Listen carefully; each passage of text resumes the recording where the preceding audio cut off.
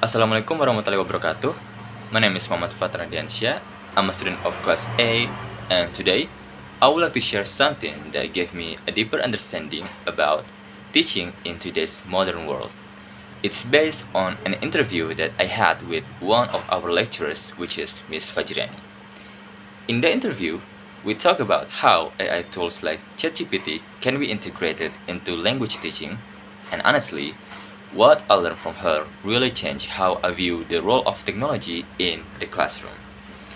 At first, I thought AI was just a tool to make life easier. I thought it was just something to help us finish tasks faster or maybe to help students write. But Miss Fajrani opened my eyes to the fact that AI is much more than that, and it should be used wisely.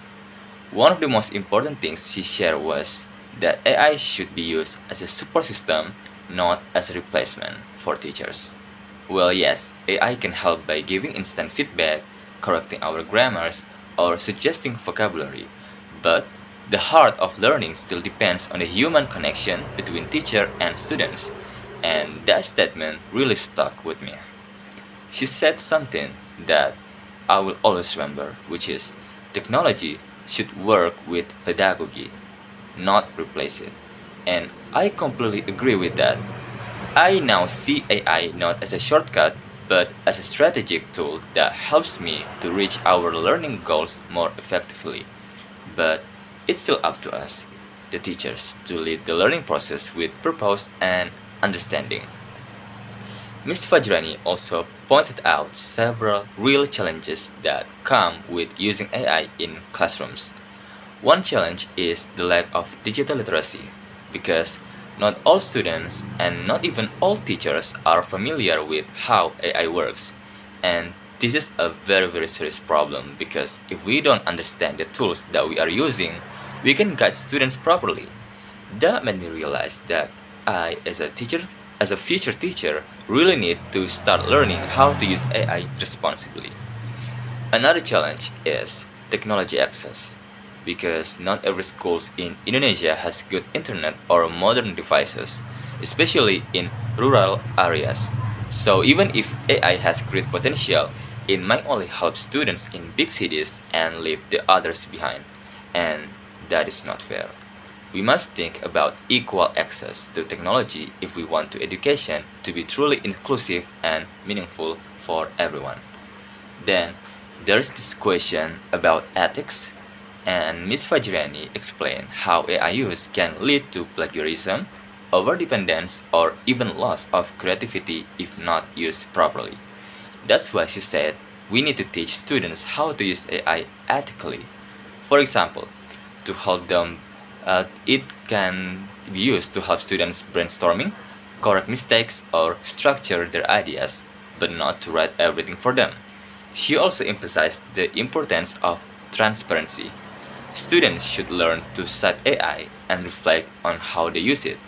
That was a big eye opener for me. As teachers, we are not just teaching content, but we are also teaching values and responsible behavior in a digital world. Another part of the interview that really impressed me was her discussion about bias in AI tools. She reminded us that tools like ChatGPT are trained on data that mostly comes from certain cultures or regions, so they may have built-in linguistic or cultural bias. And that means, as teachers, we have to guide students to think critically. Just because something is written by AI, that doesn't mean it's automatically correct or culturally appropriate. We must teach our students to ask questions, cross-check, and always consider local context when using AI-generated information. Next, Ms. Fajrani listed the key skills that teachers need in this AI era. According to her, it's not enough to be good at grammar or teaching methods. We also need digital literacy, critical thinking, problem-solving skills, ethical awareness, and adaptability. That list really hit me. It reminded me that being a teacher today means we have to keep learning, not just about our subject, but also about the tools that we use and how they impact our students. We have to be open, flexible, and ready to grow together with our students. She also gave a really practical example. Let's say we are teaching writing using communicative language teaching. We can use AI to help generate prompts, give instant feedback, or provide vocabulary suggestions. But the overall lesson should still be based on clear learning objectives and supported by sound teaching theory.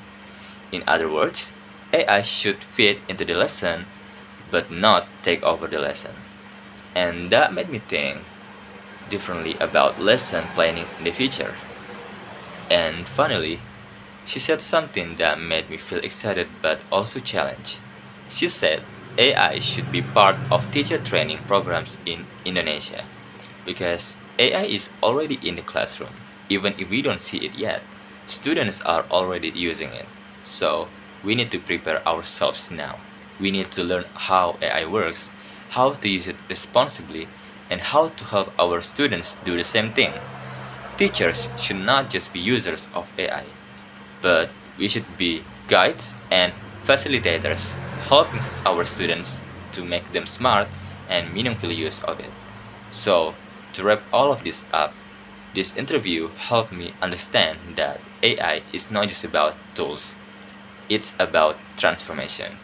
AI brings many opportunities, but also responsibilities. We cannot stop technology from growing, but we can choose how we use it. So, as future teachers, we must not only understand AI, but lead the way in showing our students how to use it with wisdom, creativity, and care. Okay, I guess that's all that I can share with all of you about the results of my interview that I had with Miss Fajriani. Thank you so much for listening. Wassalamualaikum warahmatullahi wabarakatuh.